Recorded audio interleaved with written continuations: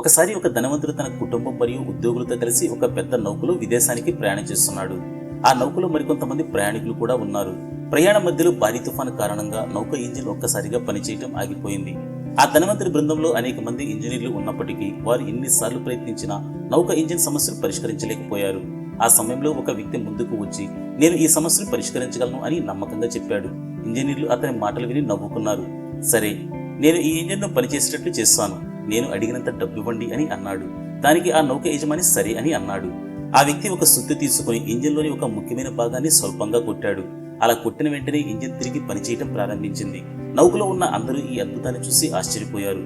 ఇంత చిన్న పనికి నీకు డబ్బు ఇవ్వాలా అంటూ ఆ నౌక యజమాని అన్నాడు. అప్పుడు ఆ వ్యక్తి సమస్య ఏంటో అర్థం చేసుకుని సరిగ్గా ఎక్కడ పనిచేయాలో తెలుసుకోవడం ముఖ్యం అని చెప్పాడు. అలాగే మన జీవితంలో విజయాన్ని సాధించడానికి కేవలం కష్టం మాత్రమే కాదు, అనుభవం, జ్ఞానం, సరైన సమయంలో సరైన నిర్ణయం తీసుకోవడం ఎంతో అవసరం.